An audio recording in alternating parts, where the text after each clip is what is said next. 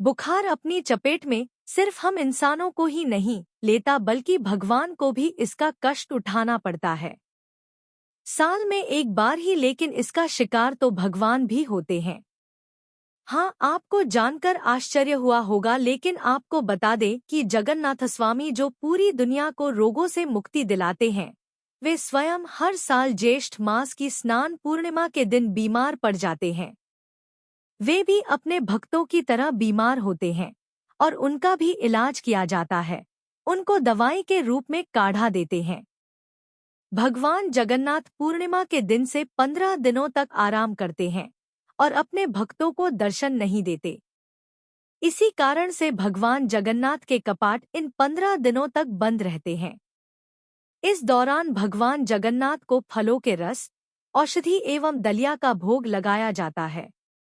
जब भगवान जगन्नाथ स्वस्थ हो जाते हैं तो वे अपने भक्तों से मिलने के लिए रथ पर सवार होकर आते हैं, जिसे जगप्रसिद्ध रथ यात्रा कहा जाता है। यह रथ यात्रा हर वर्ष आषाढ़ मास की शुक्ल पक्ष की द्वितीया तिथि को निकलती है। इसलिए बीमार होते हैं भगवान जगन्नाथ स्वामी, ये है इसके पीछे का कारण।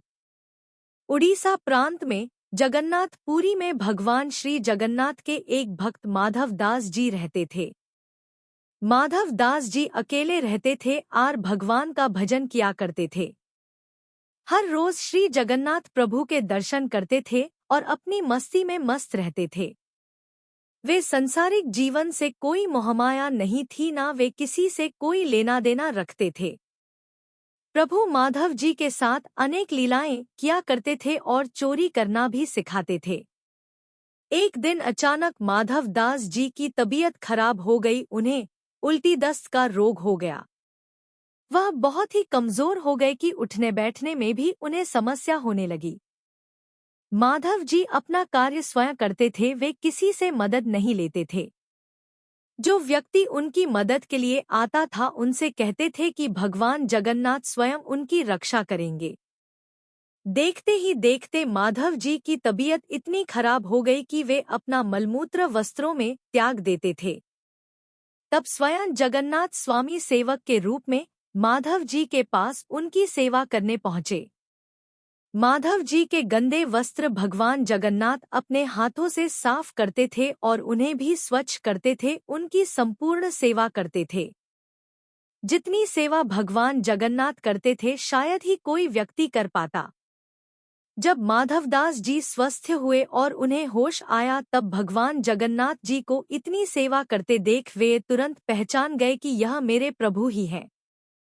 एक दिन श्री माधवदास जी ने प्रभु से पूछा, प्रभु, आप तो त्रिभुवन के मालिक हो, स्वामी हो, आप मेरी सेवा कर रहे हो।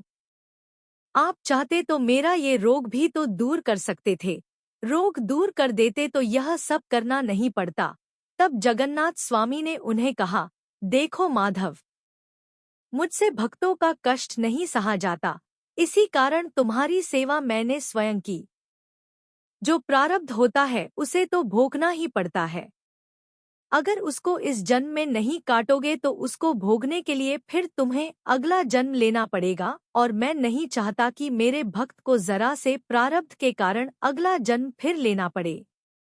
इसीलिए मैंने तुम्हारी सेवा की, लेकिन अगर फिर भी तुम कह रहे हो तो भक्त की बात भी नहीं टाल सकता। अब तुम्हारे प्रारब्ध में ये 15 दिन का रोग और बचा है, इसलिए 15 दिन का रोग तू मुझे दे दे। 15 दिन का वो रोग जगन्नाथ प्रभु ने माधवदास जी से ले लिया। तब से भगवान जगन्नाथ इन 15 दिन बीमार रहते हैं। तब से आज तक वर्षों से यह चलता आ रहा है। साल में एक बार जगन्नाथ भगवान को स्नान कराया जाता है, जिसे हम स्नान यात्रा कहते हैं। स्नान यात्रा करने के बाद हर साल 15 दिन के लिए जगन्नाथ भगवान आज भी बीमार पड़ते हैं और 15 दिनों के लिए मंदिर के कपाट बंद होते हैं। जगन्नाथ भगवान की जय।